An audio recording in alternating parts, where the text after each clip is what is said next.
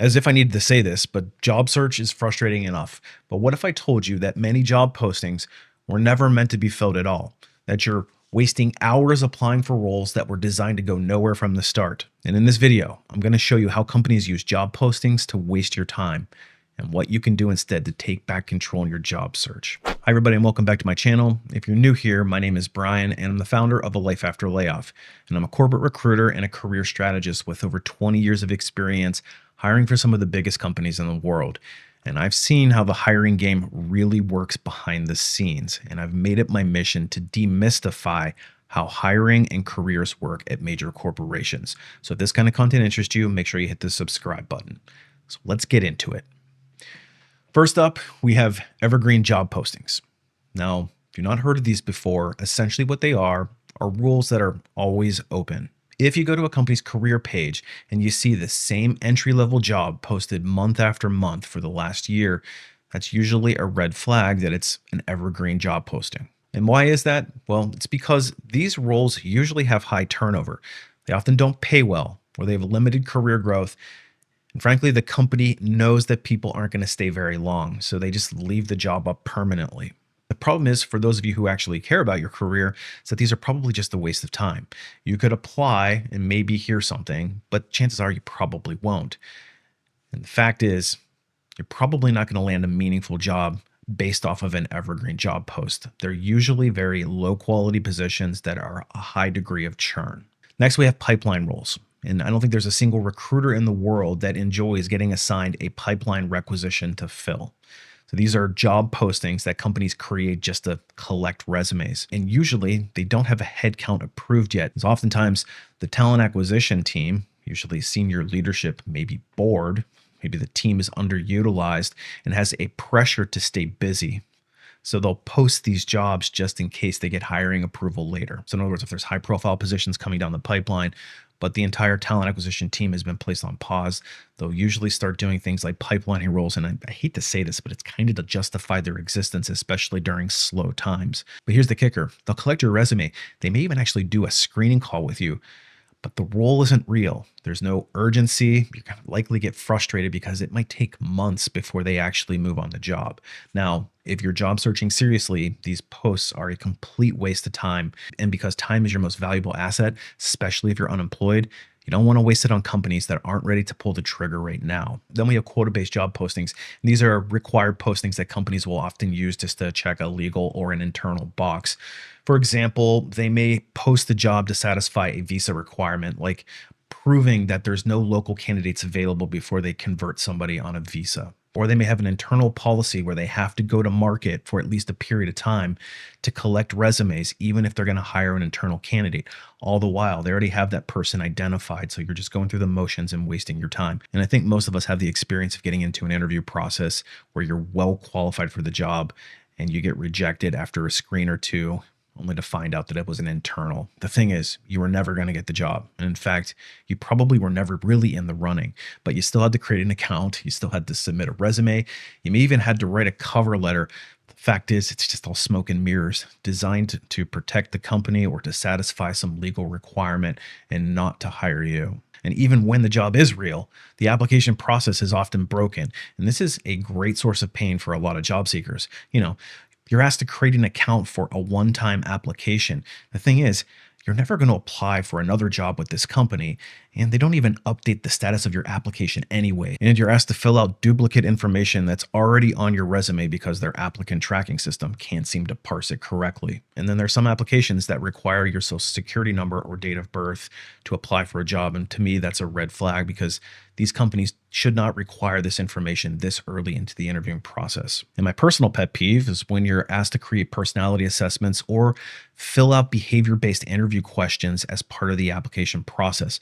Because essentially, they're making all of these people jump through all these endless hoops wasting hundreds of people's time for only maybe a 2 or 3% chance of actually getting to speak to someone. And if you actually do get to speak with a human, they're likely to ask you all the same questions anyway. And let's not forget some of the games that they play, like burying a hidden instruction in the job description, like include this phrase, go team, in your cover letter or something ridiculous like that, just to prove that you read it and followed the instruction. To me, it's just lazy recruiting, because what they're doing is getting people to weed themselves out by all these endless and ridiculous hoops instead of actually doing their job. That's why mass applying doesn't work.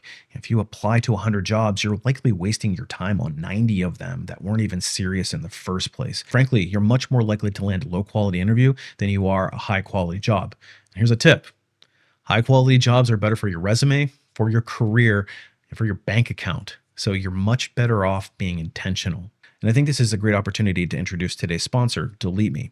If you're applying to job after job, especially these low quality employers, you're likely to be giving out a lot of your personal identifiers, like your social security number, your dates of birth, your addresses, etc. And what they often will do is use that information to check backgrounds and other things.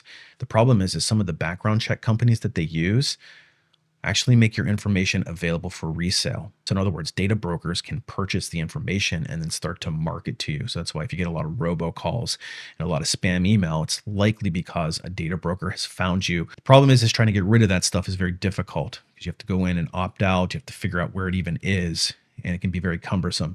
But Deleteme offers a really innovative solution where they actually do all the heavy lifting for you. So what you do is you set up a profile and you give them some identifiers for them to start looking for your personal information, and they'll get to work looking for these instances where your information is showing up on public directories, etc. And every so often, they'll send you a detailed privacy report letting you know where they found your information and what steps they're doing to remove it for you. And if you'd like to get signed up, they've been very gracious to offer a 20% off discount if you use the code LAYOFF at sign up. To get signed up, click on the QR code that's on the screen or visit joindeleteme.com/layoff. I will leave a link in the video description below. So what do we do about these time-wasting job postings? Well, the first thing is we want to be strategic. Focus on jobs that are specific, relevant, and clearly written.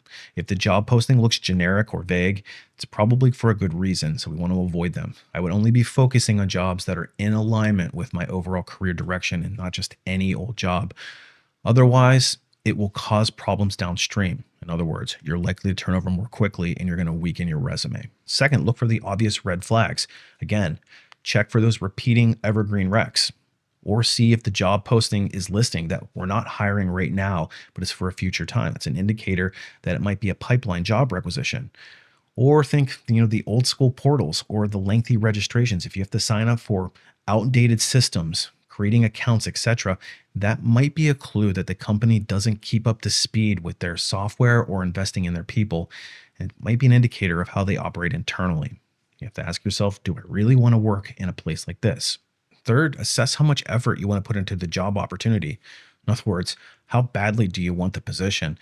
Because if the job is asking you to complete long assessments or fill out a behavior-based interview questionnaire before you even get shortlisted, you have to ask yourself, do I want this job badly enough to spend 45 minutes to an hour on a personality quiz and all these steps to likely get ghosted or rejected? Because chances are, if you're somebody that's not a perfect fit, especially when they're looking at thousands of applications, and you're not somebody that tailors your resume very frequently, your chances are pretty slim to get a call back. Speaking of tailoring, you should be tailoring your resume, but you can be smart about it.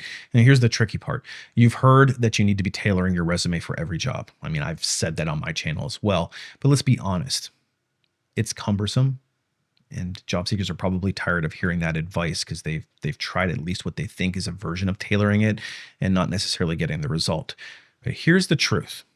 You don't have to rewrite your entire resume every time. And to be honest with you, I don't tailor my resume for every job I apply to either. I tailor my resume for the roles that I'm really interested in. But for those jobs that are kind of on the fringe, that I'm kind of not sure if I want to apply to them, I may just do some minor tweaking and that's about it. But here's the thing. Tailoring your resume does significantly improve your chances of getting a call back, in particular if you're well aligned to the job that you're applying to. Tailoring your resume doesn't really work if you don't really have close skills or experience that the job is demanding. But what I personally do is make smart, strategic adjustments to match what they're looking for. I'm not customizing the entire resume. And that's exactly what I teach in Resume Rocket Fuel. It's not about wasting time on every little tweak. It's about using a system that helps you identify what matters on the resume and then tailoring it quickly. So it's no fluff. It's a repeatable process that gets results. So if you're interested in it, check out Resume Rocket Fuel. I'll leave a link down below for that as well. The fun thing you should be doing is get in demand. This is probably going to trigger some people, but if you find that you don't have the luxury of being real picky right now, that should be your number one mission. Get more in demand so you don't have to tolerate this crap. So what does that mean anyway? Well, first thing is it means upgrading your resume. And I'll be perfectly honest with you, 90% of the resumes that I see need some significant adjustments and tweaking to get them to be more optimized. And even people who come to me saying, I had this professionally written, it's a good resume, it's just not getting good results. And I'll say, well, it's not that good of a resume if it's not getting you results. You have to upgrade your resume and make sure that you're following best practices. And there's a clear process there. It also means building a better career. It also means strengthening your career brand, building better networks, and learning how to position yourself as the obvious choice. Because listen, if your entire job search strategy consists of just applying to jobs and nobody knows who you are or what problem you best solve outside of your resume, you're putting yourself at a massive disadvantage.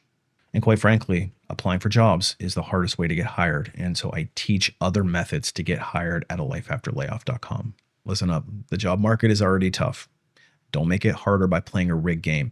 Be smarter with your time, protect your energy, and stop spinning your wheels on things that just don't work. And if this video helped, be sure to like, subscribe, drop a comment if you've ever fallen into one of these job posting traps. And as always, I appreciate you watching. I'd like to again thank Deleteme for sponsoring this video, and we will see you on the next one.